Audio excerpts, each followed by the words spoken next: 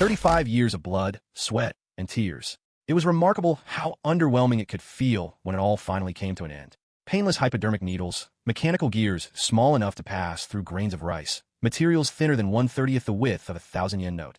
These were the kinds of extraordinary products born from world-class Japanese manufacturing techniques. The so-called skill of the humble craftsperson. And those who dedicated their lives to upholding these skills were known as artisans. At Fujimura Manufacturing, a formally dressed person had come to speak with the head craftsman. The craftsman was Chief Takumi Fujimura, 70 years old, and he was not in the mood for what was being presented to him. He told the person bluntly that there was absolutely no way he could deliver what they were asking for at that price and within that deadline. The person responded coolly that it was not really a problem, since there were plenty of alternatives to choose from anyway. The person went further, saying that they had sensed from the beginning that Fujimura was difficult to work with and not particularly useful. They told him plainly that being a little skilled was not enough in the current era, and that fossils like him who could not handle good business should stay quiet and be grateful for the opportunity to serve major companies like theirs. They suggested Fujimura should consider himself lucky to receive any work at all. Fujimura's response was immediate and physical. He grabbed the person by the collar. He told them to listen carefully. He said that everything they made carried their genuine pride and effort, and that he had no intention of doing something he was not satisfied with just to cheapen that. He told the person to get out of his sight in the most colorful and direct terms possible. The person, clearly taken aback, barely managed to mutter something before recovering enough to warn Fujimura that he should not expect to walk away from this without consequences. It was a small industry, and they would do everything in their power to ensure that this incident was reported to those above them. Fujimura stood alone afterward and thought to himself that because of what had just happened, his financing had effectively dried up. But what was done was done. He looked at the clock and let his mind wander. He wondered what he would do now. He was not sure whether there was any place that would take on someone his age. He held out his hands and looked at them. Up until that point, this craft and this place had been his entire world. He had no idea what else there was for him outside of it. He was single, with no parents still living and no children. He supposed he would manage somehow. He dropped his cigarette into the tray and stood looking at the front of his building, Fujimura Manufacturing. Memories surfaced, the difficult ones and the good ones alike. He had learned everything he knew within these walls. Then had come independence, and before he had fully realized it, he was already 70 years old. He thought to himself that perhaps his life had truly been a job well done. He would say he had only one real regret, that with his own technique he had always wanted to take at least one shot at doing something that reached the world in a bigger way. He had never gotten that chance. As he reached up to remove the wooden sign from the front of the building, something happened. Fujimura fell to the ground. A sharp and heavy sensation gripped his chest. Looking back, he had been so completely consumed by work his entire life that he had never properly taken care of his own body. He struggled to breathe. His eyes were already beginning to close, and his final thoughts were a quiet wish that he had just a little more time. Then, without knowing how or when it had happened, he was face down on the ground in a place entirely unfamiliar to him. The terrain was completely different from anything he recognized. Trees, grass, and surroundings that were strange and unlike anything he had seen before. He lifted his head slowly and sat up. Without him realizing it, he had become younger. A screen appeared in front of him, displaying the words "My Kugan, I, the Master Craftsman." He turned around and saw that his workshop was there. He looked at his arms and noticed his jacket was hanging loosely off his smaller frame. He could not make sense of any of it. He was fairly certain he had collapsed in the lot outside his building. He rolled up his sleeves and tried to get his bearings. A ringing sound of metal drew his attention. Not far away, a young woman was striking a wooden log repeatedly with a sword. Her name was Frau von Freya, and she was a healer by profession. She was breathing hard from the effort. She charged at the log again, but then her prosthetic arm came loose and fell to the ground. She gritted her teeth and reached down to retrieve it. Fujimura watched, immediately noticing that she had a prosthetic arm. He called out to her and asked where exactly this place was. She was startled by his sudden voice. He explained that an old man like himself had somehow ended up lost and asked if she would hear him out for a moment. She looked at him in confusion when he called himself an old man, given how young he appeared. A little while later, they went inside his workshop together. Fujimura told her she was in luck because he happened to have a pre-made prosthetic hand on hand. He noted that she was quite small and had tried it on himself for reference. He fixed his cuffs and thought to himself that this had to be a dream. Being turned back into a young person and finding himself in what looked like Europe was quite a dream to have. Not that he had ever actually set foot outside Japan before. The castle he had seen in the distance was why his mind had gone to Europe. Freya asked whether he was all right, saying he had seemed a little down when they first spoke. He brushed it off and said it was not a big deal, then continued working on something while attaching a screw. When he finished, he told her to try the prosthetic arm and see how it felt, describing it as just a casual bit of tinkering he had done. Her eyes went wide as she fitted it to her arm. It clicked into place, and her surprise only grew from there. She exclaimed that the sense of unity between the prosthetic and her body was extraordinary, and that the lightness and range of motion were unlike anything she had experienced before. She could not believe he had achieved this in such a short amount of time. She said he reminded her of the legendary dwarves. Fujimura asked what she meant by that. Freya explained that dwarves were a legendary race, said to be exceptional smiths, apostles of the gods who had supposedly crafted the legendary weapons carried by famous heroes of the past. She spoke with obvious admiration as she described those weapons. A magic sword that unleashed devastating lightning, a divine staff capable of reviving the dead, a shield that could avert disaster. Fujimura's mind filled with these images he had no reference for. Freya continued, explaining that since the Demon King's army had recently revived and become active again, no matter how many powerful weapons existed, they still could not seem to stop that army's advance. Her dream, she said, was to become a great hero armed with legendary weapons of her own. But the harsh reality was that she was simply a powerless healer, and nothing more. On top of everything else, Freya had recently been let go from her adventuring party and was now making her way as a solo adventurer, which was why she had been practicing with the sword. Doing all of that with only one working arm made things considerably harder from start. She laughed lightly as she said it. Fujimura listened to all of this and thought to himself that he had absolutely no idea what this person had been going on about. His current working theory was that he had somehow ended up inside someone's ridiculous dream. On television and in stories, the usual way to wake up from a dream involved getting hit by something. With that in mind, something struck Fujimura, a powerful and jarring impact that left him bruised and his nose bleeding. He held his cheek and muttered that it stung badly. Freya asked with concern whether he was all right, and then used a soft, glowing healing magic on him. The bruise disappeared. She said with relief that he was all fixed up now, adding that healing was the one thing she had real confidence in. She owed a good deal of that confidence to the staff she carried, a treasured family heirloom that used a rare B-class magic stone called a lantern crystal, which was uncommon even in that country. Fujimura turned around and began to walk. Freya called his name. His eyes went wide at the realization that she had used it naturally, which meant this was not a dream. He reached for a cigarette out of habit, tried to use it, and immediately went into a coughing fit. His body was younger now and reacted differently. It had been just a vague feeling before, but now things were becoming clear. Freya kept calling his name as he swayed slightly while walking, asking where he was going. Fujimura looked upward. The full weight of the situation finally settled on him. He had ended up in another world entirely, a world with demon kings, heroes, and magic items. He thought to himself with some dark humor about what kind of man in his 70s got offered a genuine grand adventure. Then again, he supposed he was no longer in his 70s. He appeared to be young again. That raised a different and more immediate question. How was he going to make a living from here on out? The answer came to him quickly. Weapons and equipment. If the existing weapons were not enough to stop the Demon King's army, no matter how many there were, then he had no choice but to make his own. He turned back to Freya and extended his hand, asking if he could borrow her staff for a couple of months. She was taken aback. He assured her it would only be 2 or 3 months. She declined immediately, explaining that it was a treasured family heirloom and apologizing deeply for not being able to hand it over. He reacted with visible disappointment. Freya, not wanting to see him so crestfallen, quickly tried to find some middle ground. She would lend it to him, strictly as a loan. She asked whether there was anything else he needed while she was at it. Fujimura said that as a matter of fact, they should head over to the workshop and get something to eat, and if she happened to have something like a book about this world, he would appreciate that as well. Freya agreed. He thought to himself that it seemed he could speak the language of this world naturally, and figured he could probably read it too. Freya said she was going to head back to town in the meantime. He said goodbye to her, addressing her as a young lass. She corrected him and told him her name was Frau. She also gave him one firm warning before leaving.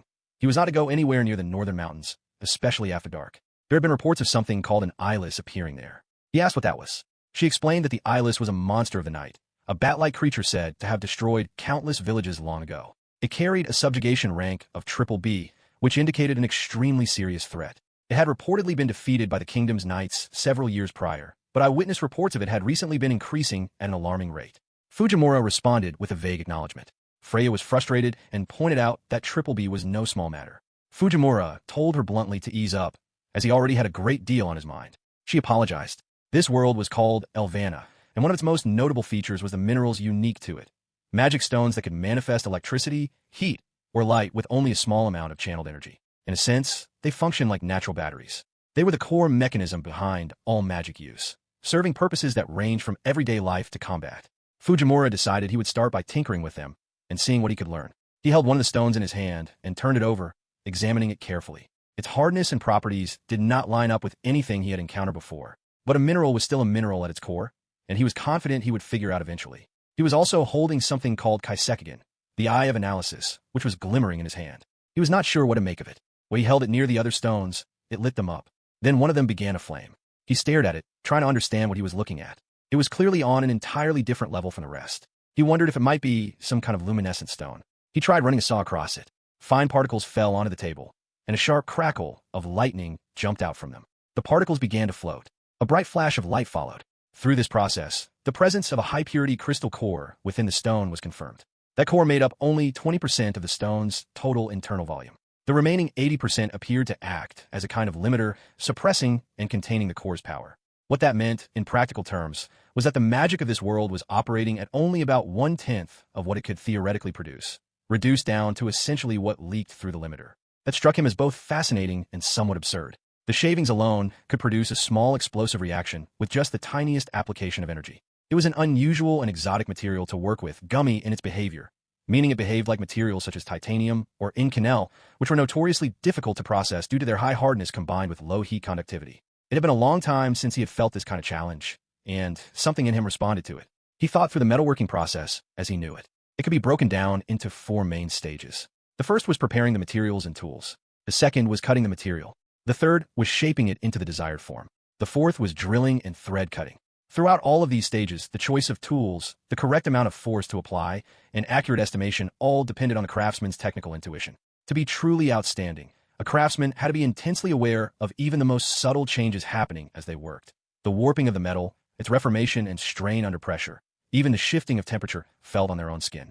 A great craftsman recognized all of these changes in real time and responded with immediate corrections. The result was a level of quality and precision that surpassed even what machines could achieve. Fujimura let out a long breath and got to work. At some point during the process, something small exploded, but he simply noted it and continued without pausing. Empty cigarette after empty cigarette piled up. 3 full days later, he finished. He thought to himself that it had genuinely been a while since he had pushed his body this hard. He looked down at his hands. This body was not how he remembered it. He did not feel physically tired at all, but his mind had taken the full weight of the exhaustion. A great many things had come up during the 3 days of work, and he had thought at points that he might be seeing things. Various abilities and skills had apparently become part of him in this new body. Things like the eye of the alchemist, super recovery, super focus, body hardening, heat resistance, godlike reflexes, the eye of prediction, skill addition, mana regulation, and poison resistance. He decided he needed some fresh air and went outside to stretch. As he stood there, his thoughts drifted back to Frau. She had said she was a powerless healer who had been fired from her party and was now going at it alone. On top of that, with a prosthetic arm, serious combat training was going to be an uphill struggle no matter how hard she pushed herself. Starting out as a non-combatant only made the path harder. He reminded himself that he was also on his own now, so it was not his place to be too critical about someone else's situation. What it meant for him was simple. He just had to keep crafting. He noticed a glimmering stone nearby and examined it with interest. And so the discovery, extraction, and processing of the magic stone cores became, in a sense, this world's very first craft undertaken with this particular approach. Later that day, Frau came to the door and greeted him, mentioning that the deadline he had given her had arrived and asking for her belongings back. There was no answer. She thought perhaps he was out, but then noticed him snoring on the floor. She called out an alarm, and he startled awake. He told her she had made it just in time and asked her to wait while he put some coffee on, thanking her for lending him the staff and saying it had been very useful. She was puzzled by the mention of coffee. He settled himself on the couch. She noticed something on the table, suspicious-looking cylindrical object, and asked what it was. Fujimura said it was called a gun and laughed to himself, saying it was something he had always wanted to try making since he was a boy, rules or no rules. Frau then asked more urgently where her staff was. Fujimura pointed to it. He asked her what she thought, saying it looked a lot more stylish now. She was horrified at what she saw. He thought quietly to himself about what he had achieved. A form designed to eliminate waste while maximizing attack performance to its fullest extent. It was the world's first magic gun, with a barrel and bullets constructed from his own patented core metal. Even with everything that had happened, he was still undeniably talented. It even had a proper gun barrel fitted to it. Frau cried out in dismay and demanded he restore it to its original form immediately. He told her that was not possible.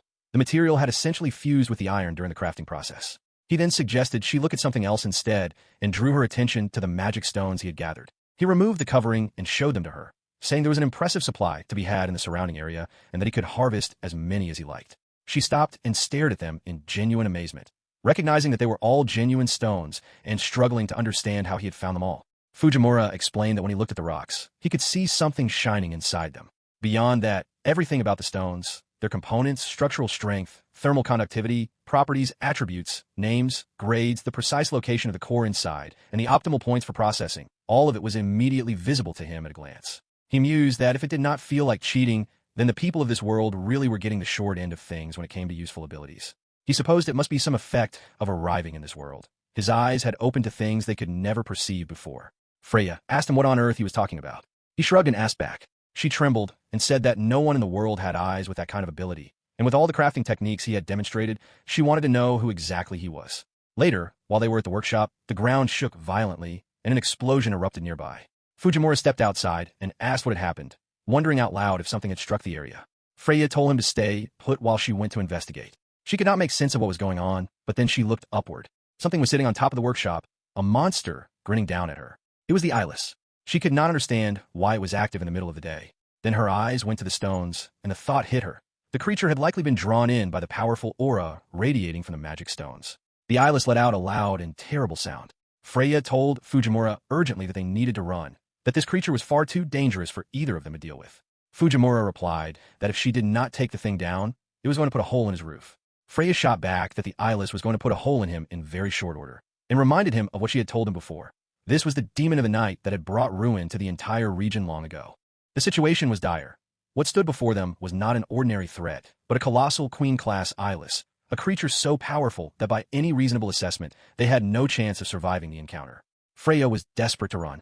Fujimura, entirely unbothered by the scale of the danger, calmly loaded his weapon and suggested that if the creature was truly that much of a threat, the best course of action was to deal with it immediately. The eyeless spread its wings and flew toward them, landing directly in front of the two of them. Freya stared at its terrible mouth with wide and frozen eyes. Fujimura moved to her side and placed the weapon in her hands, positioning her fingers correctly and walking her through the basics with an easy confidence. Point the muzzle at the target, channel little mana through it, and pull the trigger with the index finger. Freya was overwhelmed. She was a healer by role and training, a backline support who was never meant to be in combat at all. She was trembling just from standing there, let alone for being asked to fire something at a creature of that size. She told him she was frightened. Fujimura did not argue. Instead, he stepped in front of her, placing himself between her and the eyeless. Both Freya and the creature reacted with surprise. Freya asked what he thought he was doing getting that close to it. He grinned and told her to trust in the craft he had spent 54 years of his life perfecting. She looked at him, and then her attention snapped upward as the eyeless launched itself into the air and began to charge toward them. Fujimura told her to brace herself. She flinched but held her ground, managing to raise the weapon and point it at the demon. The eyeless roared as it closed the distance. Freya could not believe that this small cylindrical object in her hands could possibly do anything meaningful against something so massive. The creature bore down on them with another roar. Fujimura told her to fire. Her hands shaking, she pulled the trigger. The bullet left the weapon and struck the eyeless dead on. An explosion followed. Freya stood in stunned silence, unable to process what had just happened. The monstrous creature crashed to the ground and did not get back up. Fujimura was pleased. He explained what she had just used, a piece of equipment he had developed himself, built around his own patented magic stone manufacturing process. The device worked by concentrating the wasted energy that normally escaped from a wand and focusing it into a single precise point. It was made up of several components working together: a core bullet, a core barrel engineered for speed, rotation, and extended range, and a magic stone casing designed for suppression. He had named it the Bakuin Fujimura, and the patent was still pending. Freya thought it sounded considerably more dangerous than the name suggested. Fujimura acknowledged that getting it to this point had not been easy. The output had been dangerously unstable for a long time during development, and he had come close to being killed by his own prototypes more times than he could count. He added a practical note.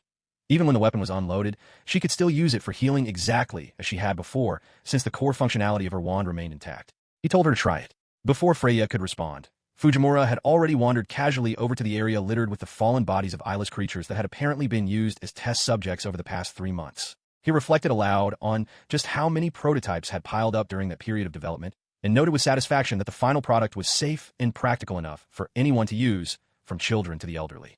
He had achieved exactly what he set out to make. He told her to get excited, because his intention was to make her the strongest hero in the world. It had not yet sunk in for Freya. Fujimura continued, laying out his vision plainly. He would prove his skills as a craftsman to the entire world, and the Demon King would be the ultimate demonstration of what he was capable of. She would fulfill her dream of becoming a true hero, and in doing so the world would recognize him as its greatest craftsman.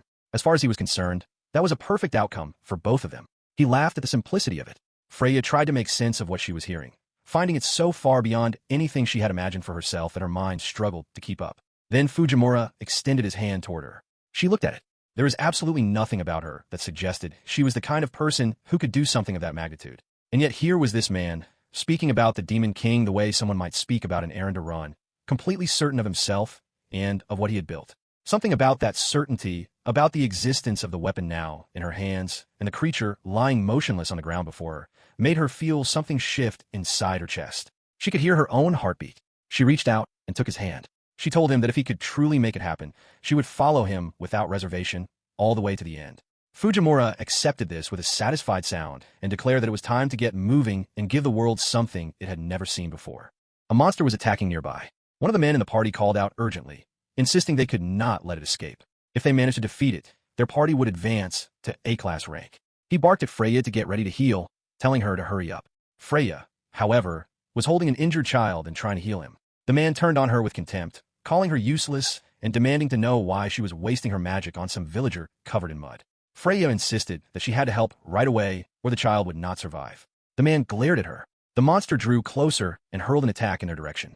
Freya's eyes went wide as she saw it coming. Later, after the chaos had settled, Freya woke up with bandages wrapped around her head. The man was there waiting, and he told her coldly that now that she was awake, he wanted her to know she was no longer of any use to the party. Freya stared at him in shock. He told her that she was always interfering in things that did not concern her, and that because of her, their target had escaped. He declared that all of her savings up until that point would go to the party as compensation. While he was at it, he had also taken the liberty of having her personal adventurer rank erased, which meant she was starting back at the very bottom. He said it with a bitter kind of satisfaction, remarking that it was quite a fall for someone who had climbed to B rank. He told her she was on her own now and could do whatever she liked. Freya woke up suddenly with tears running down her face. She sat up from her bed.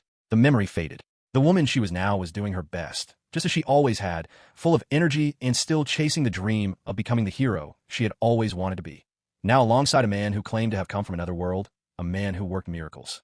Fujimura had just finished making something and held it up with satisfaction, calling it done. Freya looked at the object in her hands and asked what it was. He explained that it was called a megaphone, a tool that made a person's voice louder. He went on to explain that it was a device that converted electrical signals into physical vibrations, specifically sound, and called it the Fujimura speaker. He pointed out that if she looked closely, she would see he had used a core stone for the top plate and the main coil magnet. He said that at this point, from machining to plastic processing, there was no core material he could not shape. It felt just like his best days back home. He explained briefly that machining referred to processes involving machinery, such as cutting and grinding, while plastic processing referred to bending or stretching materials through the application of heat or pressure. He invited her to give it a try, put a little mana into it, pull the trigger, and speak into it. Freya tried it. The sound that came out was enormous and startling. She covered her ears immediately, crying out in shock and asking what on earth had just happened. It had felt like a lightning strike going off next to her head. Fujimura said the output adjustment had been a success. He also remarked with enthusiasm that magic stones were endlessly fascinating. When put to proper use, there was almost no limit to what they could accomplish. He was already thinking about whether he could build an engine with them next. Freya shuddered at the thought. She then asked a question that had been weighing on her. Why did it have to be her who defeated the Demon King? Surely Fujimura could achieve that goal far faster and more directly on his own than by going through someone like her. He could become the hero himself. He replied that he had no interest in that. Being a hero was like being an entertainer in his view, full of complications and nuisance. Besides, he said, it would be far more interesting if she became the hero. A female hero who was a one-handed healer on top of everything else that he thought had real appeal. In any case, a craftsman's place was always behind the scenes. What mattered most at the end of the day was that people hired them and were satisfied with what they made. He said they should get moving and suggested they start by heading into the nearest town. Freya hesitated for a moment when he mentioned the town, going quiet in a way he noticed. But she quickly said she understood and that they would go. When they arrived, she introduced him to the capital of Raso Cadornia. The place was alive with activity, buildings crowded together, traders moving through the streets, animals being led here and there, people celebrating something, and guards stationed around the area. Fujimura looked around with wide eyes and remarked that this was exactly what he imagined when he thought about being in another world. Everywhere he looked there were things he had never seen before in his life. He even extended his hand toward a stranger nearby and told him to shake it, as though greeting a dog. Freya quickly called out to him and asked him to try not to draw too much attention to himself, pointing out that he was already standing out quite enough given how unusual his appearance was. Fujimura turned the observation around on her and asked why she was wrapped up in so much clothing on a day this sunny, saying she must be sweating. Freya said with some awkwardness that she wore it to cover her face. Fujimura said that right. The burns on her face had caught his attention when they had first met. She replied quietly that yes, they had, and said it must be nice to be someone who could say whatever crossed his mind so freely. Behind them, a confrontation was brewing. Two adventurers were squaring off. One was a D-rank swordsman, and the other was a C-rank spear user, and it looked like a fight was about to break out between them. Fujimura watched with a smirk and said he was putting 5,000 endo on the spear user. He asked if things were always this lively here, remarking that it felt like a festival. Freya said that was not normally the case. She explained that Rarasso was a small kingdom in the countryside. Though they called it a royal capital, it was typically a quiet and peaceful provincial city. That had changed recently, however, because a second new dungeon had appeared nearby in Cadornia. Fujimura asked her to tell him more about it. She explained that it was connected to a dungeon that had existed 100 years ago called Cavern Pass Embo. Dungeons, she said, were underground structures said to have existed since the very creation of the world. Their nature, terrain, and difficulty varied greatly depending on where they were found. Some reached depths of up to 600 floors, with the challenge growing greater the further down one went. But there was one thing they all shared in common: the promise of monsters to fight and treasure to find.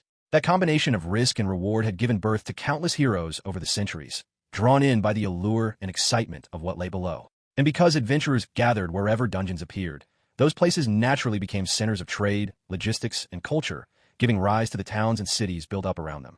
The following day, a selection tournament called Feist was being held to determine which two parties would earn the right to be the very first to challenge the newly discovered dungeon. All treasure found inside a dungeon belonged to whoever discovered it first, and Feist was the name given to the privilege of being the very first to make contact with the unknown. Rumors were already circulating that the wealth contained within this particular dungeon was substantial enough to rival the worth of an entire country. Freya described it with genuine wonder, calling it the stuff of heroic tales. Fujimura took in everything she said and told her that in that case, they would go and take it for themselves. There might even be some interesting stones to find down there. Freya immediately said that was completely impossible. Adventurers had gathered from all over the country, and according to rumors, even from neighboring countries. On top of that, the selection tournament allowed parties of up to 5 members, and there were only 2 of them. Worse still, among their competition would be A-class parties. Fujimura said it would be fine. He pointed out that she had the weapon of absolute destruction, his creation, on her side. Freya reacted with alarm, saying that if she used something like that in a public tournament venue, she would be branded a criminal and accused of mass murder in front of everyone there. In her distress, she said it a little too loudly, not realizing she had spoken out loud. Nearby voices immediately picked up on her presence. Someone pointed her out and asked whether that was Freya. Another confirmed it, saying she had been a member of the former party called Shurden. The burn scars made her unmistakable, they said, calling her Freya, the betrayer. Whispers went around saying they had heard she had abandoned her comrades and fled in the middle of the battle. Her rank had apparently fallen all the way from B-class down to a solo F rank, which people said was entirely understandable since no one in their right mind would trust a traitor. Someone added that when she had been chased by a monster during her supposed escape, she had lost her hand in the process. The people around muttered that it served her right and called her an embarrassment to the adventurer name. Fujimura listened to all of this, then gave Freya a light pat on the back and said with a casual laugh that people clearly had a strong dislike for her. He told her they would do the sensible thing and simply pay no attention to any of it, just as he always did in situations like this. The whispers continued nearby. People were now noticing Fujimura and asking who the mouthy child behind her was. Someone speculated that he might be her new party member, while another dismissed the idea and guessed he was probably just some lost kid. They called him mean-eyed and made a crude joke comparing him to a goblin subspecies of similar size. Fujimura heard the word goblin, thought about it for a moment, and called to Freya, asking her to hand him the weapon. He said he had a sudden urge to test out rapid fire. Freya immediately told him absolutely not, especially not given where they were and the state he was in. Just then a group of people arrived and made their presence known. One of the newcomers made a show of surprise at spotting a familiar face. He laughed and said he was glad to see that Freya was still as useless as ever. Freya's eyes went wide. It was her former party, A-class party Shurden. The man addressing her was a dual swordsman named Vokdonner. The crowd around them reacted with excitement at the sight of the famous party, known by the name Swordflash Shurden. Rumors had it they were close to achieving S-class status, and they were considered the heavy favorites to win the Feist selection tournament.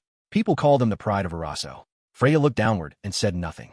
Vok spoke to her with theatrical warmth, asking how she had been and expressing exaggerated surprise that she had already put together a new party. He then remarked with mock sympathy that it must have been a disappointment if someone as young and unremarkable as her companion was the best she had been able to find.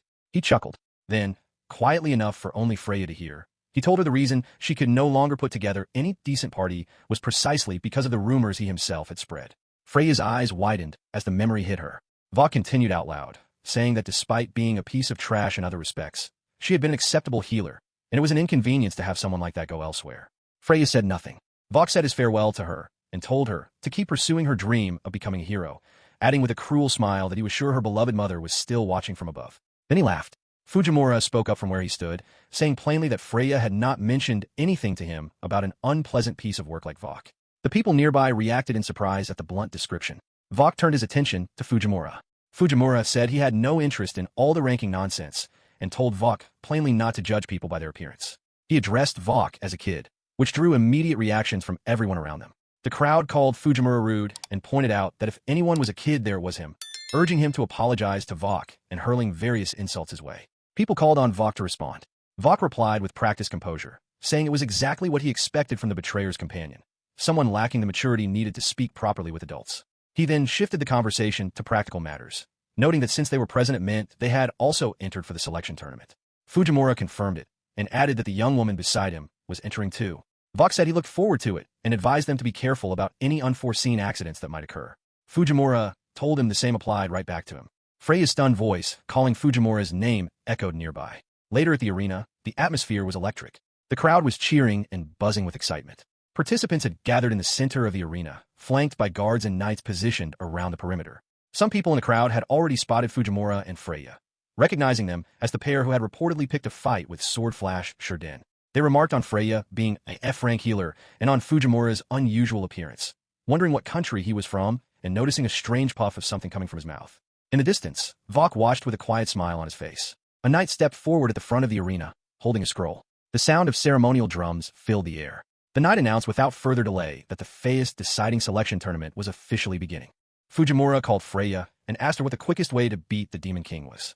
Freya reacted with surprise at the word quickest. Fujimura explained that a good craftsman always gets the job done fast.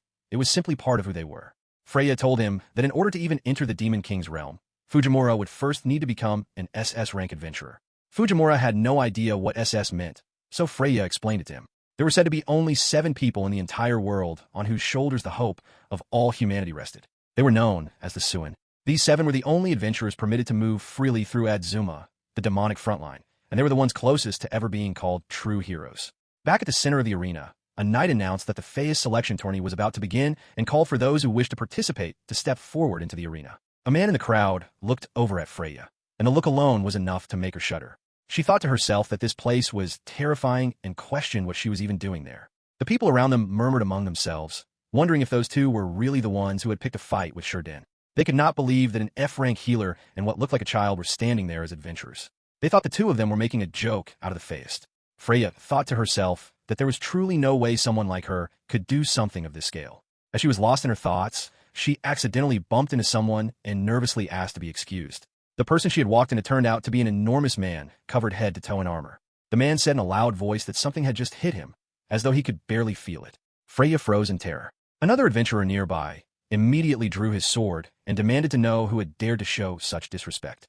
Freya scrambled behind Fujimura and kept apologizing over and over again. When the enormous man caught sight of Fujimura, he paused for a moment and seemed momentarily at a loss for words. He then spoke in a condescending tone, wondering aloud what children were doing in a place like this, and asking if the boy was lost, suggesting that his parents must be somewhere nearby, and criticizing the knights for doing nothing about it. He even remarked with false pity that the poor child was trembling in fear.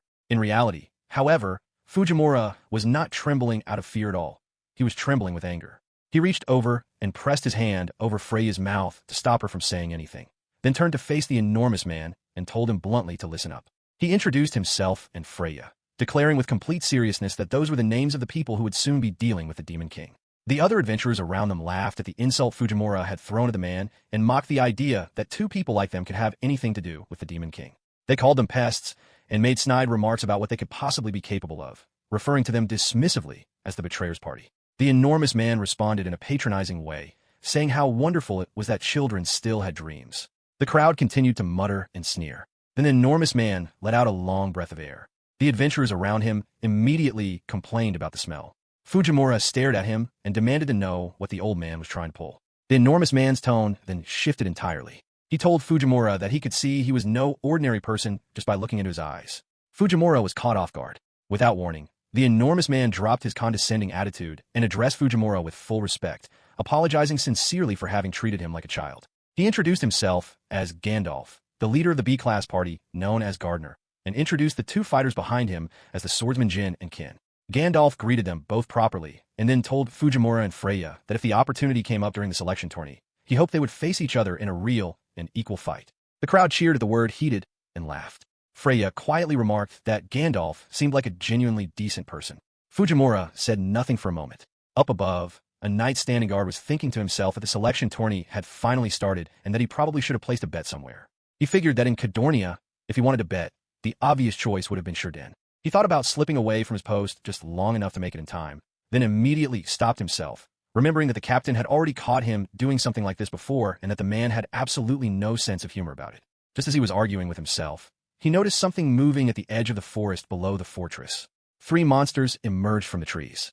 Then more followed. Then more after that. It was an enormous swarm of them. The knight's eyes went wide. He immediately rang the alarm and called out that a swarm of monsters had appeared. Down below, Fujimura muttered to himself about what all the commotion was. Freya told him it was probably the mast. He asked what that was. She explained that whenever a new dungeon was formed, it stimulated the monsters living nearby for reasons that were not yet fully understood. On rare occasions, this caused them to gather together and stampede in the direction of the new dungeon. Fujimura remarked dryly that this was quite the inconvenient development.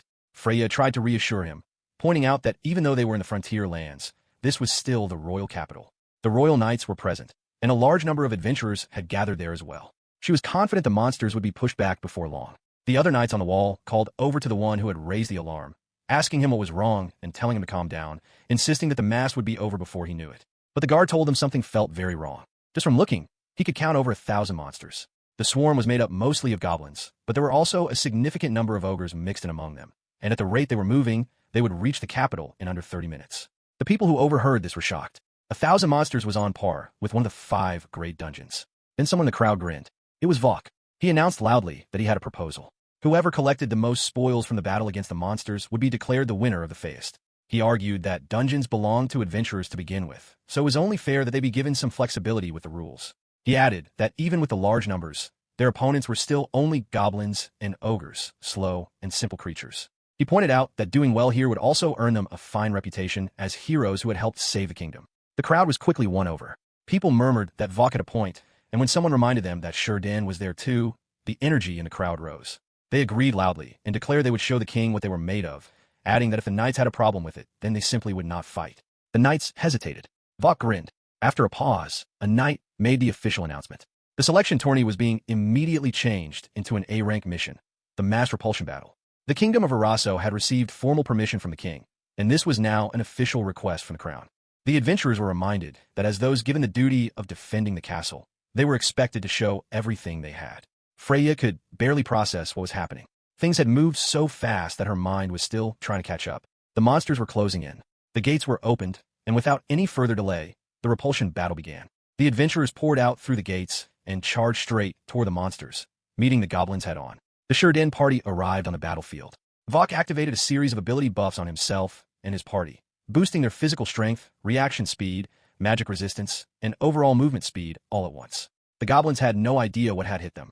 Vok ordered his party to tear through the monsters and immediately began cutting down anything in his path with his sword. His party members fought alongside him, and swords swung in every direction as monster after monster fell. A woman among them was cutting down a particularly large number of monsters on her own. Archers had been deployed as well. The entire battlefield was alive with the sounds of fighting. Freya, however, was standing completely still and shaking. Fujimura came over and grabbed her, demanding to know what she was waiting for and telling her to get moving. Freya told him she could not do it. She had never been suited for something like this to begin with. Then, out of the corner of her eye, she spotted someone nearby, covered in blood. An adventurer had collapsed and was lying unconscious on the ground. Without thinking, she ran toward him and dropped down beside him, holding him carefully. Behind her, Fujimura pulled out his gun and started using it on the monsters around them. The wounded man coughed up blood. Then, in the very next instant, his expression changed to one of complete disbelief. His wounds had closed in a single moment. Freya breathed a sigh of relief, grateful she had reached him in time. The man could not believe what had just happened, stunned that injuries like that could be healed so quickly and wondering just how powerful her ability was. While her attention was on the wounded man, a goblin crept up silently behind her and was about to strike. Fujimura shouted at her to watch her back. By the time she turned around, the goblin was already dead, cut down by Gandalf, who had moved in just in time. Gandalf signaled to Kin and Jin, and the two of them immediately began cutting through the goblins in the surrounding area. Gandalf checked on Freya, and she assured him she was unharmed, thanking him. He then asked her a serious question. Was she truly all right with this? If she kept rushing to heal people the way she was doing, she would miss her chance at the feast entirely. Freya paused, then looked up at him and smiled. She was a healer, she told him. When someone was lying collapsed in front of her, she simply could not walk away from them, no matter who they were or what was at stake. She added that if her late mother had been there, she believed her mother would have done the same thing. Gandalf asked about her mother. Freya spoke about her with quiet admiration. A strong and kind woman who had always fought for the sake of others before herself. Freya said she aspired to become a hero so that one day she could surpass the name her mother had left behind. To Freya, a hero was not simply someone who defeated the Demon King. A hero had to become the very symbol of hope for those who were weak. Gandalf grew still when he heard the name. He said he had heard many stories about Marez von Freya. She had been the head of a prestigious noble family from the northern country, and had been the very first female Suin. She was known by the title Flame Princess Marez, and was celebrated as both a healer and the creator of the fulminating flame. Rumor had long held that she had died 15 years ago during the Great War, killed by the demon tribe. He had never imagined that any member of her family would still be alive, let alone standing in a place like this. Gandalf scratched the side of his helmet, visibly moved by what he had just learned. He then told Freya not to worry anymore and to focus on her healing. He and his men would keep her safe. Freya looked at him in surprise. Gandalf said plainly that protecting the ideals of the younger generation was also the duty of old soldiers.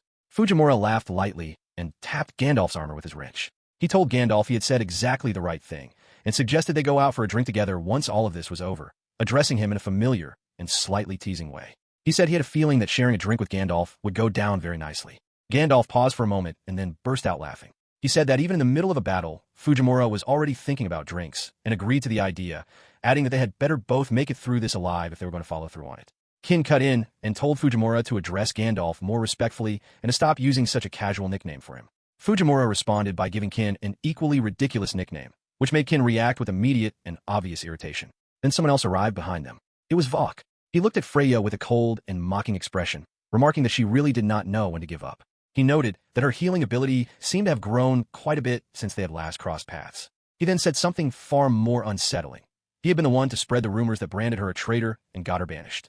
Even after all of that, she was still here, still refusing to quit. He said it plainly, almost bored, as though her continued presence was nothing more than a waste of his time and effort. Gandalf asked about the rumors, making clear he wanted to hear everything. Vok waved it off casually, as if it were nothing worth discussing.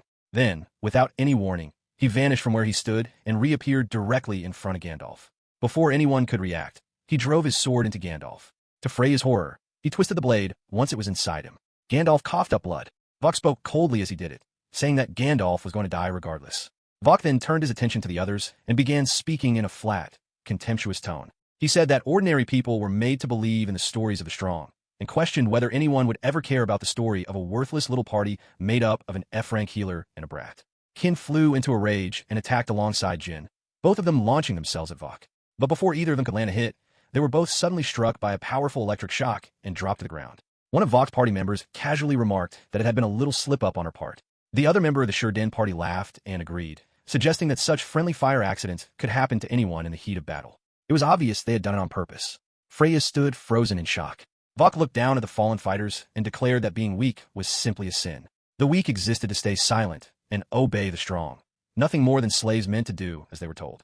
He then turned to Fujimura and asked him mockingly if he had learned something useful today about how the world actually worked. Fujimura's response was completely calm. He told Vok that perhaps in his next life, he would come back a little smarter. At that same moment, he blocked Vok's attack without any visible effort, catching the sword with his wrench as though it were nothing. Vok had clearly not expected that.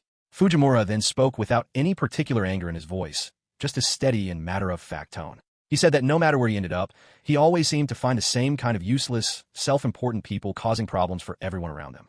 Back in his own world, it was all about power abuse and workplace harassment. He said that from this point on, things were going to be handled differently, in the old-fashioned way, where people who acted like that simply got what was coming to them. Vok had no idea what he meant. Fujimura made it very simple for him. Vok responded with a mocking question, asking just who exactly was going to be beating up whom. Then he stopped himself mid-thought. Something had just caught up with him. He replayed the moment in his head.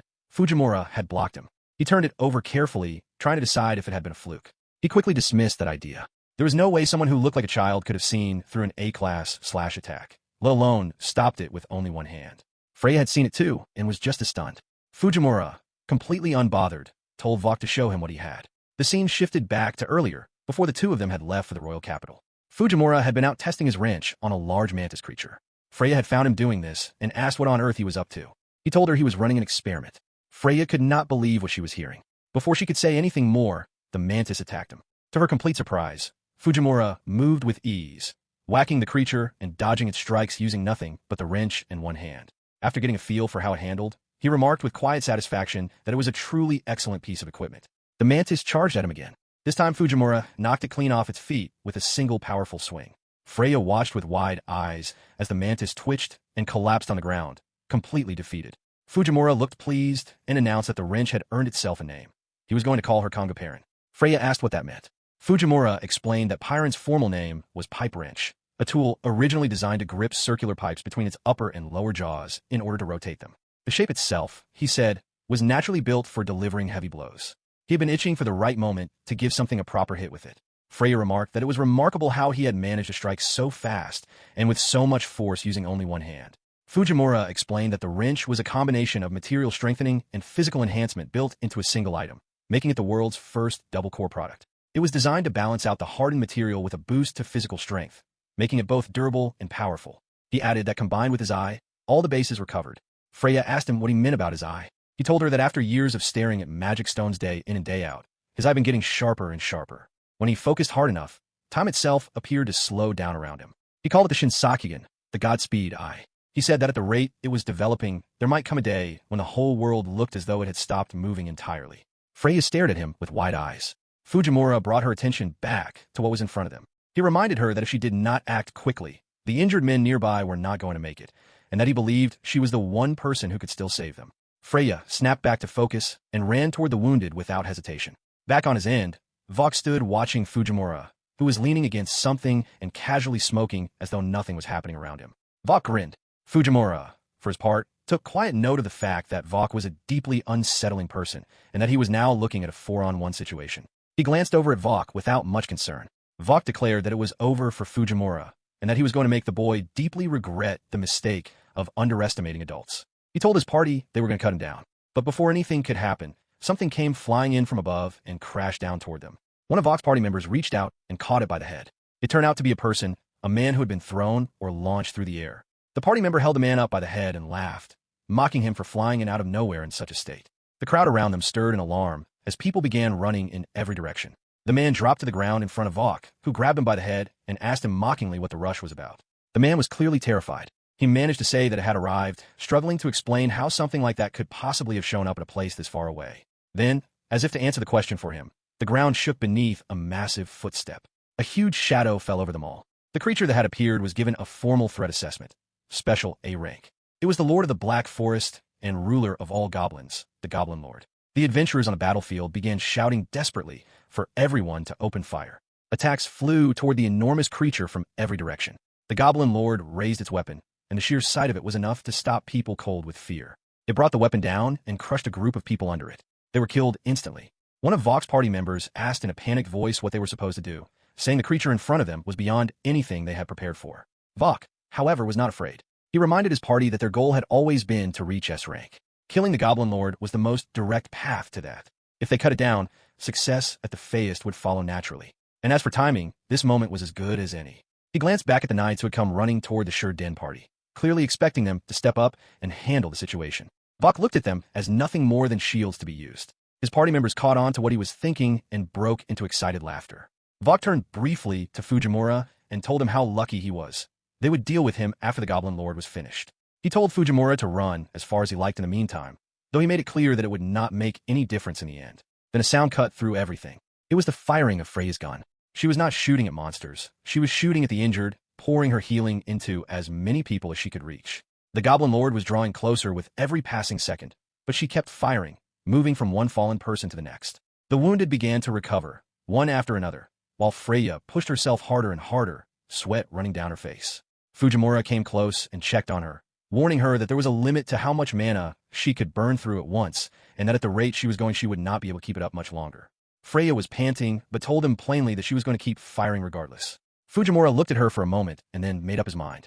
He said that meant he had better give everything he had and protect her, just her no matter what. Vok overheard this and laughed with contempt. He mocked them both, unable to understand why they were still wasting their effort helping others. He called them hopeless and said that no matter what they did, trash would always be trash. Then, with a dismissive wave, he turned his attention back to the Goblin Lord, telling his Shur-Den party that the two of them could keep making more bodies for Vok to use as shields. He ordered his party forward, telling them to take everything that was worth taking and destroy the rest. That day, Everyone fought hard against the monsters. When the last of them had fallen, the battle was finally over. The adventurers cheered with exhausted relief. A heavy foot came down on top of the dead monster. It was Vok, standing on top of the creature's body with a satisfied look on his face. He declared that taking down something that massive was exactly what he had expected from Shurden, and that the Feist was as good as theirs. Fujimura turned to check on Freya. She nodded to let him know she was all right, but her whole body was shaking. He looked at her with something between concern and exasperation, muttering that she really needed to learn when enough was enough. Then Vok walked over to stand in front of them. He spoke in a smooth and self-satisfied tone, remarking that Freya's healing had made things considerably easier for his party, keeping the wounded on their feet every chance she got. He acknowledged that some losses had still occurred, even among his own people. His eyes drifted briefly to one of his fallen comrades lying on the ground nearby. He said the name El Tico with a cold, dismissive air, writing the person off as a waste and declaring that their time was simply up. He began to say something further about what this meant now that the elf was gone from his party. But before he could finish the sentence, Freya raised her healing gun and pointed it directly at El Tico. Fujimura looked at her in surprise. Vok barely had time to react before a loud boom rang out. El Tico's eyes opened. Vok stared for a moment, then turned and walked away with a look of pure disgust. The other adventurers nearby had been watching everything. Freya stood there panting from the effort, and then collapsed face-first onto the ground. Fujimura called out to her in a panic. Later, the city was filled with celebration. As Vok and his party walked through the streets, crowds of people lined the roads calling them the saviors of Araso and welcoming them back like returning champions.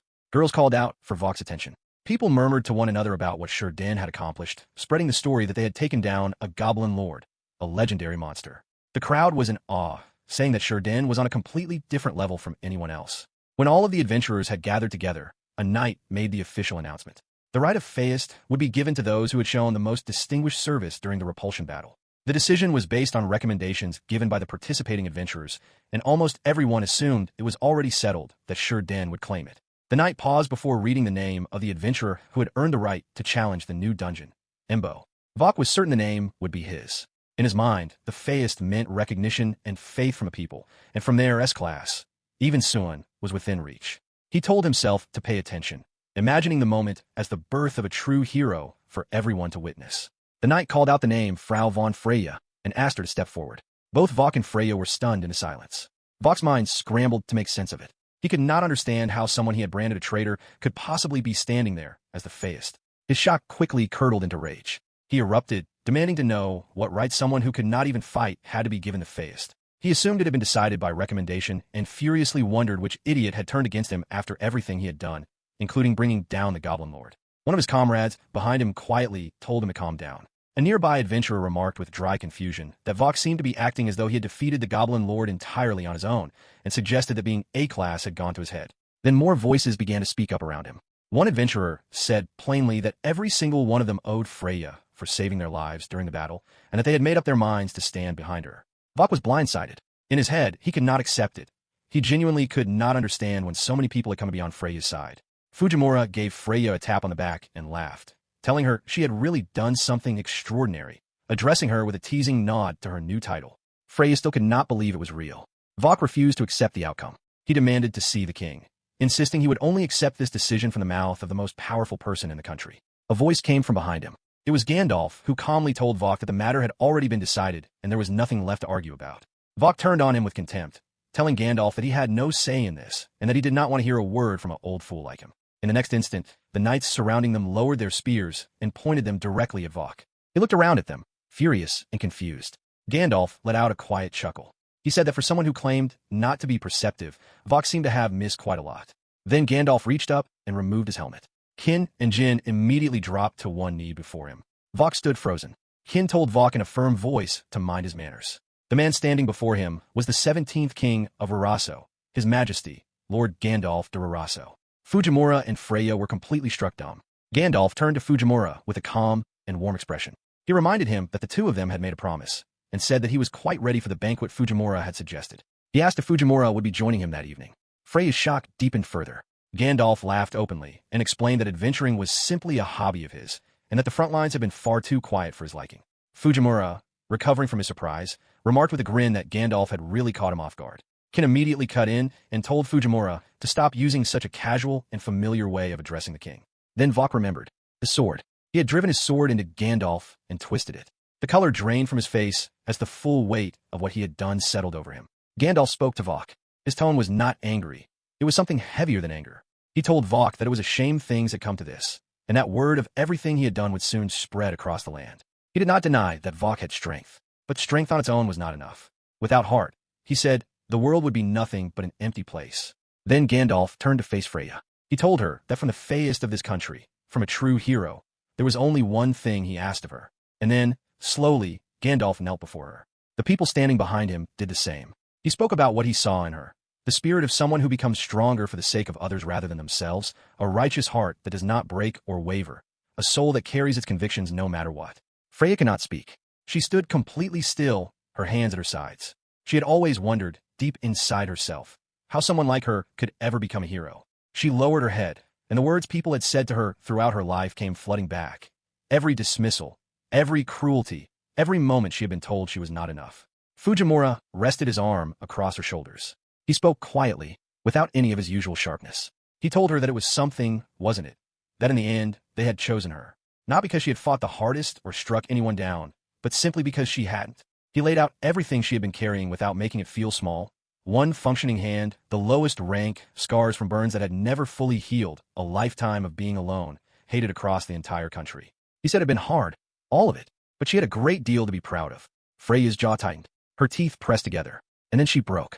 The tears came all at once, and she could not hold them back. Gandalf looked at her with a gentle smile and told her to keep going exactly as she had been. She had been on the right path all along. That night, Vok's fate was sealed.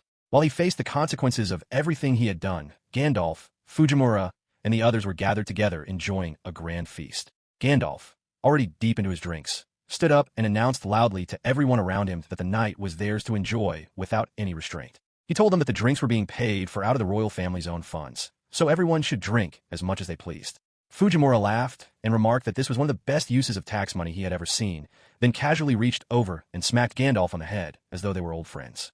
Kin immediately reacted with horror at seeing someone strike the king so freely. Then, in the middle of his outrage, Kin spotted a bug nearby and let out a shriek. He turned his attention to complaining loudly about why the king would choose to hold a royal banquet in a place like this. One of the adventurers offered him a drink. Kin insisted that an event of this nature should be held somewhere far more dignified, like the castle. Gandalf dismissed the idea entirely, saying the castle was far too stiff and formal and that he could not stand being there. Fujimura laughed approvingly and handed him another drink, addressing him in the same casual, teasing way as always. Kin reacted once again to the nickname and turned to the person beside him, another Imperial guard, insisting that she needed to do something about this. But that guard was already happily drinking alongside Jin, and someone nearby was marveling at how impressively she could hold her liquor. Fujimura called over to Kin and told him to drink up too. Kin told him to keep his hands to himself. Freya watched the two of them going back and forth and laughed quietly to herself. A group of adventurers made their way over to Freya. They told her that what she had done with her healing ability during the battle had been beyond anything they had ever seen, and that they were deeply grateful to her. The simple fact that they were all sitting there drinking together was because of her. They also shared some good news. Thanks to the king's involvement, she had been restored to B-class rank. They admitted with some embarrassment that they were ashamed of themselves for having believed the rumors about her so easily and letting themselves get swept up in all of it. Freya brushed it off with a quiet, flustered reply and felt her face grow warm. One of the adventurers nearby balled his fist and fumed about Vok, swearing that the next time he crossed paths with him, he was going to make him pay. Someone else nearby told him flatly that he was not cut out for that kind of thing, which made others laugh. Another adventurer turned the conversation toward Freya's ability, saying that with healing like hers on their side, even when things got desperate on the front line, they would be back on their feet in no time. Freya's thoughts drifted at the mention of the front line, Adzuma, the territorial boundary between humanity and the demon forces. Someone nearby picked up on the word and brought up Adzuma with a heavy sigh, saying it was nothing but a distant dream for people like them. The demons, they explained, were not simply strong in the way that powerful monsters were strong. They were something else entirely. Their bodies regenerated and were as hard as steel. Their mana never ran out.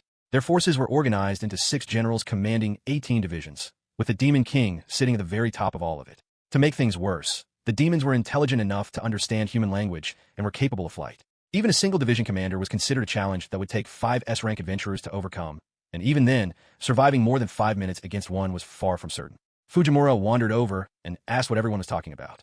Freya turned to answer him, but before she could say anything, Fujimura suddenly had tears in his eyes. He told her warmly that he had always known she would come through when it mattered, calling her a real go-getter and saying it made him proud. Freya stared at him in surprise. One of the adventurers nearby commented with some amusement that Fujimura apparently could hold his drink fairly well. Then a large man reached over and grabbed Freya by the head. He said mockingly that this was supposed to be Feist material and announced that he was not going to accept that so easily. A healer who could not defeat a single enemy. He said, was that not just some helpless woman who had let the attention go to her head? He suggested that he should take her place instead. Fujimura's expression shifted and his teeth pressed together. Then a hand closed around the big man's arm from the side. He turned in surprise and immediately shrank back. Standing, there was a woman whose face seemed to catch the light in a way that made everyone around her stop and stare. The adventurers nearby murmured in amazement, wondering who she was and whether someone like that had really been there the whole time. Even Freya, despite everything, found herself thinking that the woman was extraordinarily beautiful. The big man demanded to know what she wanted and made a vulgar suggestion about taking her somewhere private to talk. The woman simply tilted her head back and drove it hard into his. The big man collapsed on the spot. Freya stared in shock, while Fujimura watched with obvious delight. The woman stated clearly and without any warmth in her voice that she would not forgive any insult directed at Frau. Freya was confused. How did this woman know her name? And why did something about her feel familiar? Freya asked her who she was. The woman reached up and pulled down her mask. Recognition hit Freya like a wave, and her shock deepened even further. It was El Tico, the same person Vok had written off and left for dead on the battlefield, the one Freya had healed in that final desperate moment before collapsing. El Tico told them plainly that from that day forward, she would be traveling with Freya and Fujimura. Freya turned to Fujimura in disbelief. Fujimura said he had no complaints at all, adding that El Tico had won him over completely the moment she headbutted that man. Fujimura then reached into his bag and announced that it was time to move on to something more important. He pulled out a bottle and held it up. Freya asked what it was. Fujimura explained with clear pride that it was genuine Japanese sake, the one bottle he had brought with him from his homeworld. He described it as a first-rate item, with near-perfect chamfering, and took a moment to explain that chamfering was a metalworking process used to remove sharp corners, with benefits that included ease of handling, better appearance, safety, and usefulness in assembly.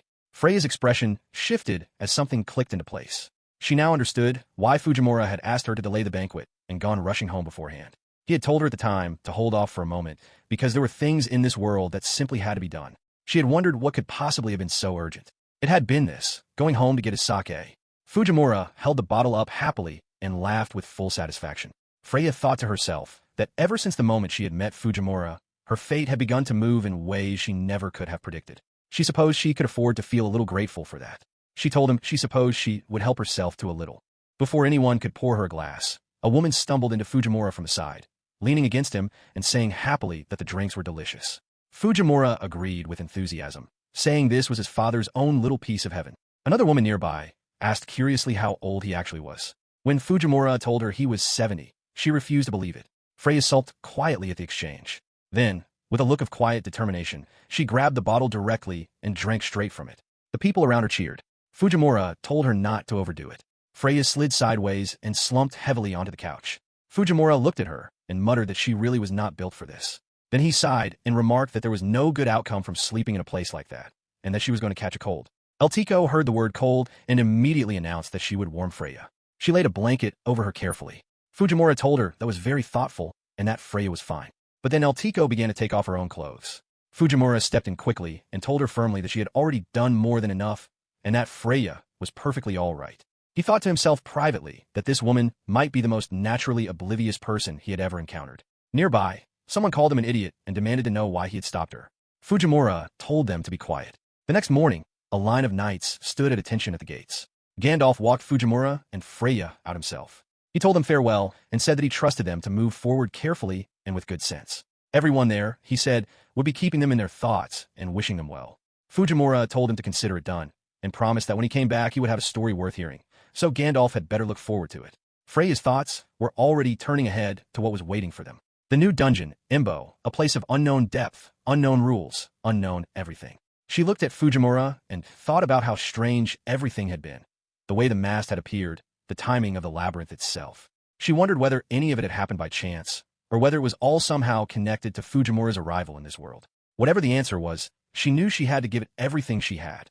Fujimura turned to Freya and El Tico and told them it was time to get moving. It was time to go treasure hunting. Hers was a sorrowful fate. Her name was El Tico. Despite being an elf, she had almost no mana to speak of, a near impossible thing among her kind. She had been born with black hair, which among elves was considered a cursed omen.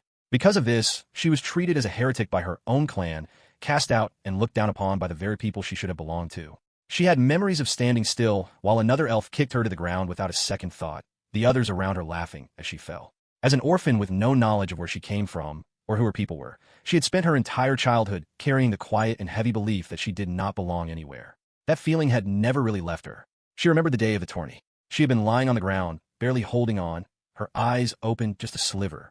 Vok had looked down at her and written her off without hesitation, calling her a waste of space and declaring that it was over for her. It was in moments like those that everything she had ever felt, the resignation, the deep sense of her own smallness, came rushing back all at once. She had thought to herself, in that fading moment as her life slipped away from her, that this was simply how things went for someone like her. That was all. Nothing more than that. And then there had been a sound, a shot fired. Her eyes opened wider. In that single moment, for the first time in her life, she felt what it was like to have someone truly act for her sake with no reason other than genuine care. The relief was unlike anything she had ever known. It was in that moment that she made up her mind. This was a person worth protecting, no matter what. Back at the entrance to the dungeon, a knight on guard duty stifled a yawn and noted to himself that 3 days had already passed. He wondered just how far down they were planning to go. As far as he could remember, the Fae's priority period lasted 5 days, after which all other adventurers would be free to enter the dungeon as well. He let his thoughts wander, idly considering whether he ought to give up the knighting business altogether and go after some riches of his own. Then he remembered he still had house payments to deal with, and pushed the thought aside. Without warning, there was a loud explosion from the direction of the dungeon entrance. The knight spun around. Smoke was still billowing out and covering everything. Then a foot stepped through the haze, and a voice announced with great satisfaction that it felt wonderful to breathe fresh air again. The knight's eyes went wide. It was the Faeist and her party, returned from the dungeon. Freya coughed through the smoke and questioned what exactly was fresh about the air around them. Fujimura told her not to read too much into it. He had simply always wanted to say something like that, and had taken the chance. El Tico noticed that Freya's face was covered in dust and grime, and handed her a cloth, quietly suggesting she might want to start with her nose. Fujimura remarked that the crab creature on the lowest floor had been an incredibly stubborn opponent. Freya confirmed that the crab had been the dungeon master. El Tico added, with complete calm, that it had also been quite good to eat. The knight snapped out of his shock and immediately ran to inform the king that they had returned, announcing that the Faeist and her team had successfully made their way through the entire dungeon. The king appeared. Freya unrolled the document and presented everything they had recorded during their time inside. The dungeon's layers, the creatures they had encountered, the magic stones they had found, and every other detail they had gathered. The king and those standing with him fell completely silent, unable to find words. Fujimura added cheerfully that he himself had come back with quite a collection of interesting and useful new stones. Freya understood, reading the king's expression, that part of what had left him speechless was simply how quickly they had returned. The king managed to find his voice and asked, almost afraid to say it aloud, whether what he was seeing was the legendary SS-grade magic stone, the transition crystal. Fujimura held up his hand to show a ring set with the stone and confirmed that it was. He explained that with it, he could only travel to places he had already visited before. Then, without missing a beat, he mentioned that nothing beat a hot bath after days spent underground and wondered if anyone would disagree with that. A swirling portal appeared beside him, and he reached through it, pulling out a bag. The king recognized what he was seeing immediately. Yet another mythical-grade stone, the spatial storehouse. Fujimura mentioned that he had found a number of other interesting stones as well, and said he was eager to get them all back to his workshop as soon as possible. He laid out the stone grades for those listening. SS Mythical, S Legendary, a jewel, B Gold, C Silver, and D Bronze. The king stood very still and murmured to himself. Mythical stones, found in his own country. 2 of them. And one of them was the transition crystal, which had once belonged to the great hero.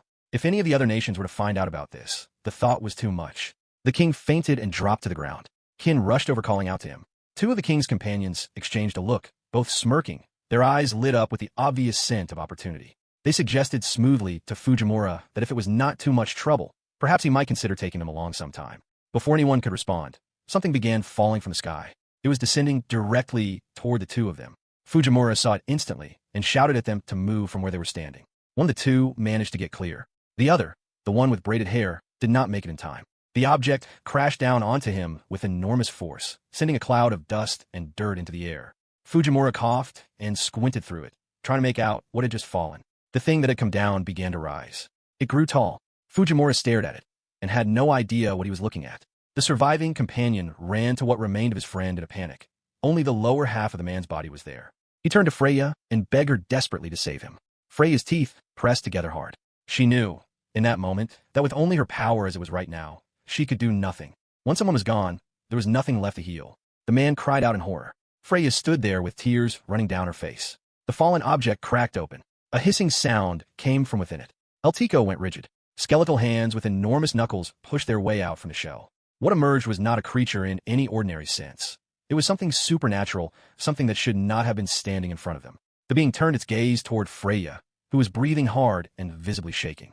It hissed again. Then it spoke, asking in a clear voice what kind of stones they had found inside the dungeon. The soldiers around them flinched in shock at hearing it speak. The king, still barely conscious, identified it through labored breath. A variant demon, one that understood and could use human language. A member of the demon clan. He added that the demon lord had warned him of something suspicious happening near this cave, and now here was the proof of it. The being cracked the knuckles of its many skeletal hands one by one. It announced with cold amusement that it would deal with everyone present before anything else, flattening them like the insects they were. It introduced itself as a courtesy. The 6th Division Vice Commander, Death Bludgeon Matora. The knights around them went pale. A division commander. They were standing in front of a ranked demon. Fujimura muttered to himself that things had escalated considerably faster than he had anticipated. The demon noticed him. Fujimura stood there, and despite everything, or perhaps because of it, he felt goosebumps rise on his skin and the corners of his mouth pulled into a grin. He said aloud that he could not wait to find out just how strong the demon clan truly were. The being raised one of its enormous hands and said something about humans with contempt dripping from every word. Fujimura cursed under his breath. The being continued speaking with cold arrogance about what proud and foolish little creatures humans were, and then drove its fist into the ground with tremendous force. When the dust and debris cleared, its face was pulled into a wide grin. It announced the name of what it had just used, Matsui, the demonic iron mallet. The knights stared at the ground where the fist had landed and felt terror settle into their bones. Fujimura let out a breath and remarked that it had been an extremely close call. He said he was very glad he had brought the transition crystal with him. The being heard the word and understood immediately Fujimura had one of those stones. The demon began to move. The king called out to his magic corps, ordering them to ready a second volley of attacks. He also called to the knights to go and support Freya's party. The attacks landed, but the being did not react to them at all. Not even a scratch. The king stared in disbelief. The demon spoke with flat dismissal, telling everyone present that feeble attacks like those would never do anything to a demon. The knight nearest to it stared up at the creature and gritted his teeth. Then the knights turned and ran. The demon extended one hand outward and summoned a dark, shriveled black circle in the air before it. It called the technique by name, Koketsu, Black and Blood. It fired the attack toward the fleeing knights. The blast hit them, and blood sprayed across the ground. The demon remarked with something almost like nostalgia that it had missed the freedom of solo missions. It told the survivors plainly that there was no point in trying to escape, because none of them would be getting away. Freya's mind raced. Against something like that, she thought, what chance did any of them realistically have? What do they possibly do? Then Fujimura appeared directly behind the demon, and without any hesitation, he swung his wrench hard into it. The demon was caught completely off guard. Fujimura told it coolly to watch where it was looking, because its opponent was standing right in front of it. The sound of bullets being loaded into a gun clicked through the air. Fujimura called out to Freya, without turning around. He told her that what they were dealing with now was on a different level from anything she had fired at before. This was the big leagues, considerably more serious than the target she was used to. Then he said plainly that he believed she was up to it. Freya raised her gun and took aim at the demon. A nearby adventurer with animal ears demanded to know what they thought they were doing. He said there was no realistic way to take down a demon with the firepower they had, and pointed out that the weapon Freya was holding was built for healing. What good was it going to do when everyone around them was already dead or dying? He told them they would be much better off thinking about how to escape. Fujimura lit a cigar and told the animal-eared man to be quiet, sit back, and watch. He said that the young woman standing there with the gun was going to become the first female hero in history. He said her name without any doubt in his voice, the one-armed hero, Freya. Eltico immediately stepped in front of Freya and placed herself between Freya and the demon, declaring that she would protect her. Fujimura told Eltico she was blocking the shot. The animal-eared adventurer stood there trying to process what he had just heard, the one-armed hero. The demon picked up on the word and questioned it. It asked if they were seriously telling it that the person fated to defeat the demon king, the living hope of all humanity, was a little girl standing in front of it right now. It found this genuinely funny. Then its amusement shifted into something darker. It said that if she lost, it would destroy their country as punishment for the insult. The king refused immediately and absolutely. The animal-eared adventurer felt his legs go weak. In his mind, it was over. The country was finished. Fujimura called out to Freya and told her to try pressing the button beneath the hammer on the back of the weapon. She asked if he meant the one she was now touching. A click sounded from a gun. Fujimura explained that from the last time she had fired it, he had gotten a very good sense of just how much power the weapon could put out. What she needed to do now was get within the right range and let it loose on the demon with everything it had. Freya's expression shifted as something became clear to her.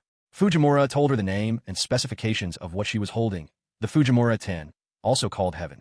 It was a wide-radius, short-range design, and he had taken some of the ideas for it from the megaphone he had built before. Rather than concentrating power into a single precise point, this one was built to spread force across a wide surface area. He asked her if that sounded like something she could work with. Freya answered without any hesitation. She said yes, she was completely behind it. If Fujimura had built it, then it was going to work, she was sure of that. Fujimura was quiet for a moment, caught off guard by how simply and completely she had said it. He thought to himself that it was hard to believe this was the same girl who had been quietly asking herself how someone like her could possibly be a hero. But she always seemed to leave out the most important part of the answer. She had chosen to believe in him, someone she had barely known, and had stood her ground in front of a monster because of that belief. That, he thought, was exactly the kind of spirit that made a hero. Of that much, he was absolutely certain. The demon announced that it was time to begin, swung its enormous fist through the air, and roared at them to cower in despair. Fujimura said it was time to put everything to the test against a real demon. Freya raised the weapon, and as she prepared to fire, she spoke. Not a battle cry, but something quieter and more personal. She said the words dreams, hope, and faith. She spoke of the power of a core and the value of true craft. Then she pulled the trigger. The shot hit the demon, and the explosion that followed was enormous. Everyone around them froze, holding their breath, waiting to see what the smoke would reveal. When it cleared, the demon was half gone. It attempted to pull itself back together, reaching for regeneration, but it could not. The process failed, and the demon faded away completely and disappeared. Fujimura told Freya calmly that it had gone exactly as he had said. The demon had been nothing to worry about. Eltiko, standing nearby, brought her hands together in a quiet and genuine expression of admiration. Freya looked at her in surprise and thanked her warmly. Fujimura remarked with a grin that Eltiko was clearly very fond of Freya. The animal-eared adventurer stood in silence, turning it all over in his head. The one-armed hero, Frau. On that day, for the first time in all of human history, a ranked demon had been defeated in solo combat, and it had been done by a B-class adventurer. A commanding voice rang out across the battlefield, calling out orders with sharp precision. The Empirizer Imperial Heavy Unicorn Knights were directed to take the central position. The fire magic squad from the magic nation of Sophia was ordered to hold the rear and provide magic support from a distance. The Elven Knight Order from the realm of White Winds, Etelnia, was sent to lead the charge on the left flank. The Great Fang platoon from the Beastman Kingdom of Fanga was sent to lead the charge on the right flank. Everything was on the line: status, honor, heritage, glory, and even the future itself. Victory was what they were fighting for, and it had to be seized. This was happening at Adzuma, the demonic frontline. A large number of spider-like monsters were lined up at the front of the demon forces. They surged forward toward the allied army. The commander had barely registered their movement before the damage was already happening. Something was hitting his soldiers before he could even react. The monster spiders closed in fast, driving their long antennae into the soldiers like spears, then whipping the antennae outward to send others flying through the air. The battle erupted around them in every direction. A soldier called out in the chaos, asking whether any word had come yet from the Suin or the Order Generals. The commander answered that they were expected to arrive at any moment, but made it absolutely clear that retreating was not an option regardless. Then something flashed in the sky above them. A thunderous roar followed. The soldiers looked up with desperate anticipation. A voice came from above, casual and unhurried, saying that the wait was over. Two figures stood high up, looking down at the battlefield below. One remarked with mild interest that it looked like the other had landed the first strike. The other replied by pointing out the sheer number of enemies that had already been taken down. The one called Feverlash Heathland, a Suin, pushed back, insisting that he'd taken out a large number as well. The other person removed her helmet to reveal her face. She pointed to a massive pile of fallen enemies and told him plainly that hers had taken out twice as many as his. That whole pile right there. She was the Imperial Order General, Leviathan Acclina. She asked Heathland with a slight edge in her voice whether he had any complaints about that. Heathland sulked and admitted that he did not. The SS-class adventurer had clearly and completely fallen for her and made no effort to hide it. Down on the battlefield, the soldiers erupted with relief and renewed energy at the sight of the Suin. Someone pointed out that the order had arrived as well. One soldier recognized the Suin, who always seemed to be at Lady Acclina's side, and remarked on it to the person next to him. High above the battlefield, Acclina asked Heathland whether he had been following the rumors that had been spreading lately. He had not, so she filled him in. Far to the east, in the small red country of Araso, something had apparently happened, something significant enough to be talked about. Elsewhere, a demon bug made its report to one of the most powerful demons in existence, Telzero, a demon general and one of the 6 great demon generals. The bug delivered its news carefully. Vice Division Commander Matora, who had been out on a scouting mission, had been eliminated. Telzero's reaction was immediate and sharp. Eliminated? He demanded to know whether Matora had been brought down by a Suin or perhaps a member of the order. In yet another place entirely, someone was hearing the same rumor for the first time and laughing with obvious disbelief. They said there was absolutely no way a B-class adventurer could have pulled off something like that, and suggested to the person beside them that they should go and see these people with their own eyes. The creature they were speaking to said that sounded far too frightening for its liking. The person sitting comfortably on top of the monster's back said that according to the rumors, this group had swallowed the demon they defeated whole in the span of just 2 seconds. The S-rank adventurer and beastman prince, Eilenes, said he did not generally get along well with others who made eating their defining skill, since that was already his thing, but that it would probably be fine. He smiled as he said it. The creature beneath him began to move. The youngest son, a prodigy known as Enosis, spoke up and reminded Eilenes that he would be there with him, and that he would make sure Eilenes stayed safe, so there was nothing to worry about. He said it with complete confidence in himself. Eilenes thought quietly about a second rumor he had been hearing alongside the first, one that spoke of a weapon capable of killing a demon in a single blow. If he was being honest with himself, that particular rumor was the one that concerned him far more than anything else. Back in Maraso, Fujimura was busy setting something up. The king came over and asked him what he had in mind for their next move. Fujimura told him simply. The goal was to make Freya a hero, and that meant heading straight for the Demon King's doorstep. They were going to Azuma. Freya's jaw dropped. She could not believe they were already talking about heading to the front lines. The king acknowledged what Fujimura was saying and noted that it would be an extremely difficult journey to make. Even with the finest horses and a well-built carriage, the trip from Maraso to Azuma would take a minimum of 6 months under the best possible conditions. When you factored in the stamina limits of the horses, unpredictable weather, wild magic beasts along the road, and the rough and uneven terrain, the actual travel time could easily be double that. Fujimura thought about it for a moment and noted that a horse could cover around 50 kilometers in a day. Then he said there was nothing to worry about, and pulled back the covering he had set up to reveal what was underneath. It was his truck. He announced that this was a friend of his who could make the journey in just 2 weeks, and introduced it as K-Truck.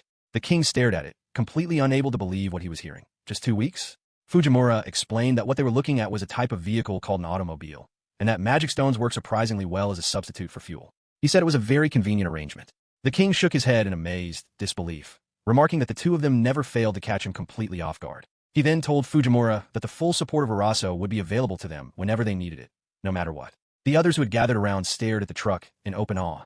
Fujimura called out to El Tico and Freya to get ready. He slid a disc into place. Then he told them both that it was a long road to the top, and that it was time to get moving. Fujimura held out a prosthetic hand and told Freya to try it on. She slipped it on and slowly moved her fingers, testing each one. Fujimura told her it was a new and improved version of what she had before. Freya's eyes went wide. The sense of it feeling like a natural part of her body was unlike anything she had expected, and the smoothness of its movement reminded her of the finest silk she had ever touched. It felt almost indistinguishable from a real hand. Fujimura explained that it had been made using one of the magic stones from Embo, a meridian stone, which was designed to significantly boost the rate at which her nervous system sent and received signals. He described the feeling it produced as smooth as butter, and told her there was no longer anything to worry about on the electrical side of things either, since everything should now be running perfectly. He added that the place they had come from was remarkably convenient for a craftsman like him. With just a bit of hard work and the right materials, he could build a replacement for almost anything. Then he reached for his cigar box. His hand felt around inside it, and found nothing. He stared at it. There were no cigars left. A look of genuine distress crossed his face as he searched the table around him, hoping to find one he had missed somewhere. He found nothing. His head dropped. He muttered to himself that he simply could not do it. He could not build a substitute for cigars. That was beyond even him. He stood there looking unsteady, as though the ground had shifted under his feet, and wondered aloud whether the day had finally arrived. The day he would have to quit smoking. Later, the three of them were on the road, moving in the K-truck. El Tico sat in the back while Freya looked out at the scenery passing by with wide and amazed eyes. She said she could not believe how far they had already come in such a short time, and told Fujimura with genuine admiration that his K-truck was something else entirely. Fujimura, however, was not sharing in her enthusiasm. He sat behind the wheel with a gloomy expression, nibbling on a piece of leather. Freya noticed and asked what he was doing. He was chewing on the leather in place of a cigar. He then shifted his attention to the road and complained about the state of it, saying the surface was so bad that it felt like it had been laid by someone working blindfolded. At the rate they were going, he was not confident they would make it anywhere in one piece. He also noted that the petroleum stones they were using as fuel were being burned through considerably faster than he had expected, which meant they were going to need to stop somewhere along the way to stock up. Freya opened a map and looked it over. She found something that seemed promising and suggested they stop at Bonus, the second largest city in Goldoro. She explained that Bonus was known as the biggest center of commerce in the entire world, and was said to be the place where magic stones from every corner of the continent came together. She also mentioned something else that made the stop potentially far more valuable. The current Minister of Justice and Bonus was a former great sage who had once been one of the Sun. He was considered one of the wisest people alive and was even said to have had direct experience in the last Great Holy War. Back in the truck, Freya continued making her case, saying that if they managed to get an audience with the minister, he might be willing to offer them real assistance for their journey, including information about the Demon King that they could not get anywhere else. Fujimura liked the sound of that immediately. A world-class mind was exactly the kind of person worth visiting. He agreed to the stop, then added in the same breath that perhaps the minister might also be kind enough to sort him out with some new cigars. Freya turned to look at him with disbelief and reminded him that he had just been standing there convincing himself it was finally time to quit. Fujimura brightened up entirely and said he could feel his motivation coming back to him already. Freya looked at him and shook her head, commenting that so much for all his talk about never inhaling that poison again. Then something outside caught Fujimura's eye, and he brought the truck to a stop. At a distance, he could see a figure lying on the ground. He got out of the truck and went closer. It was a young woman, part human, part beast, lying there bruised, unconscious, and bound in chains. Freya called after him, asking what was wrong. He crouched down near the girl. She was barely awake. Fujimura asked her gently what she was doing in a place like this. Her eyes flew open, and she began saying she was sorry, over and over again, in a frightened and desperate voice. Then her stomach made a loud, growling sound. Fujimura reached into his spatial storage and pulled out some bread.